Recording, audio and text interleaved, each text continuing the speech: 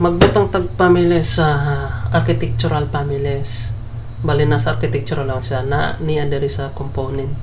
Sa component, please component na yung mga families na built-in na. Please in-paste yung families na himuon ta para family na ano.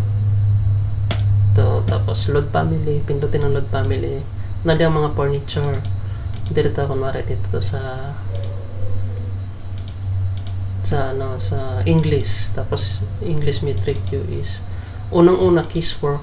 Sa casework may kita ang pamis na bis cabinet, countertop, tile kung naadiha ang mga families na cabinet, tall cabinet.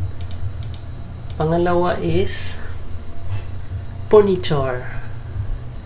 Naadiri sa furniture to mga furniture na hinahanap mo, storage yan. Pangatlo is furniture system. Furniture ko rin to. Ayan. Pang-apat is plumbing. Yan, plumbing. MEP. Meron sa MEP pero sa architectural fixtures tayo. Drain. So, diha pang-apat is pang-lima is special equipment. Ito, mga families na ready-made na. Library, classroom na. Ibig sabihin, 5 mga furniture na imong ready-made na mga families. Number 1 is casework. Number 2 is furniture. Number 3 is furniture system. Number 4 is plumbing. Number 5 is special equipment.